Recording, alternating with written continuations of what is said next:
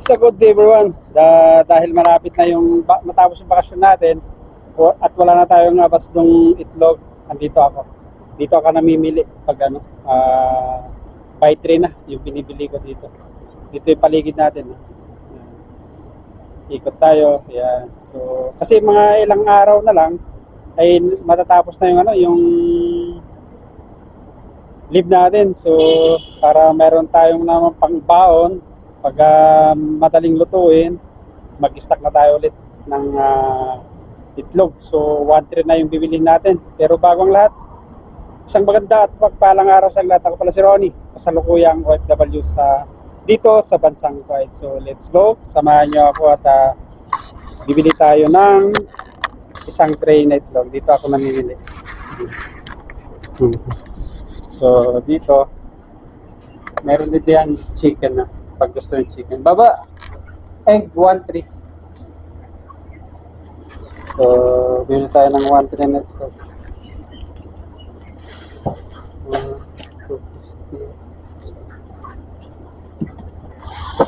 250. Dinar 400, no? لا 350. Kahit 350. So, 1 dinar 350 yan. Yung ano natin. Dito rin fresh chicken kapag gusto niyo. Ito rin namimili ng fresh chicken pag pakatay na lang. So, since na itlog lang yung kinuha natin, dahil meron pa naman tayong So, thank you. Ito na yung itlog natin. 1 tray. So, pang matagalan na naman to. 1 dinar 350 yung bili natin. So, kung convert mo sa Pinas, ito, sige, kung natin, kung magkano sa Pinas. Kukumputin natin kung sa Pinas, 1 dinar 350. Depende kasi sa palitan eh. Dito kasi hindi uso sa yung bumili ka per piece. Malimit dito per tray. So 1.350 times depende sa palitan, sabihin natin na 195.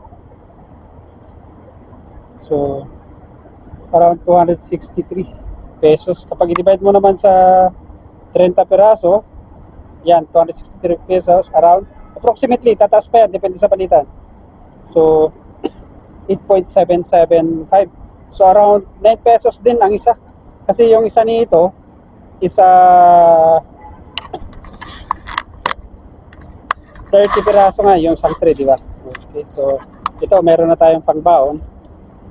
Kunin natin. At dito ako namimili talaga. Meron silang itlog dito at saka fresh chicken. Yan. So 1 tray, okay na to. Tatabilan lang natin para sa ganon meron tayong maluto pag pabilisan lang. So uwi na tayo. Ang bilis ng araw. Matatapos na yung yung bakasyon ko. So talaga yung buhay kasi nga di ako nakauwi. Kumusta na ang buhay mga kababayan, mga ka-OFW? Sana matapos na yung kaguluhan dito sa gitnang silangan. Mga kababayan ko na nandito sa Middle East, kumusta na ang buhay nyo? Pagdasal natin na sana matapos na kasi nga ang dami na naapektuhan. Diba? Ang daming magbabakasyon sana, kaso nga lang hindi matuloy gawa nung kaguluhan ka dito. So daan muna tayo sa sa Bacala, kumbaga tawaging sari-sari store sa atin. Bumili muna tayo. So, napakahirap talaga yung ganitong sitwasyon na sana matapos na. Kasi nga, doon sabi ko, ang dami na apektuhan yan. Katulad nung mga nakarang bakasyon, sigurado dapat sana ay maraming mga uwing kababayan natin. Kaso nga lang, hindi natuloy, sigurado.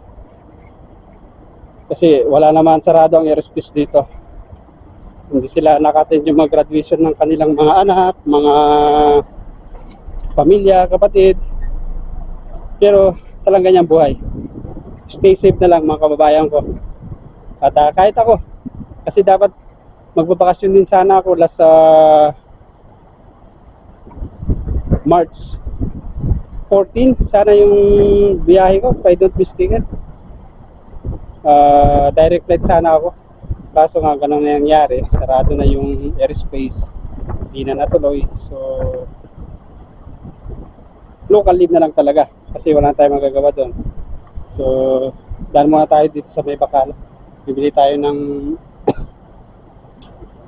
tinapay. So, napakahirap talaga sa maging OFW, lalo na pag malayo ka sa pamilya mo. Ganyan talaga. At kunting tiis at sakripisyo talagang kanyang buhay OFW. So, mga kabayan natin na nandito sa gitnang silangan, kumusta naman ang buhay? At yun nga, talagang sakripisyo ang kailangan natin. Kasi nga, di naman natin ginusto to mangyayari na to. So, next year na lang siguro ulit yung bakasyon natin. So, wala, sarado yung yung kumbaga sari-sari store dito. Siguro nagdasal sila. Kasi nga around 12 na rin. So, talaga yung buhay. At saka parang hindi maganda yung yung klima. Parang ulan eh. Naikutan natin yung yan. Parang masungit yung panahon, parang ulan. So, uwi na talaga tayo. So, paano mga kababayan ko, mga ka-OFW, sa mampanig ng mundo, at lalong-lalo na yung mga kababayan ko na nandito sa gitnang silangan, kunting tiis at tiyaga at sakripisyo ang kailangan gawin natin. At bilang isang OFW, talang-tulang sabi ko, napakasakit, napakahirap. Yung ganitong sitwasyon, magbabakasyon sana tayo, kaso di naman tayo makauwi. Dahil nga, yung kaguluhan na nangyayari pa rin dito, tension, at sana matapos na. Again, meron na tayong itlog ulit. Ito yung di alam ng mga pamilya natin sa Pilipinas na minsan, sa pagsasakripisyo, itlog, noodles, na lalo-lalo pag nasa kalagitnaan, malapit na katapusan, yung mga ibang OFW. Hindi ko naman nila lahat, pero marami. In terms of pagtitipid, talagang yan yung pinakamadaling lutuin. So, sabi ko, itlog, ako rin, hindi ako nawawalan nito. Pa-comment sa baba, mga kababayan ko, mga ka-OFW. So, again, maraming salamat sa iyong pagsama. Ako pala ulit si Ronnie. Kasalukuyang OFW dito sa bansang Kuwait. Pa-support ang channel ko, like, share, and subscribe. At paki-hit na rin yung notification bell para update kayo lagi pag meron akong mga bagong videos. Maraming salamat.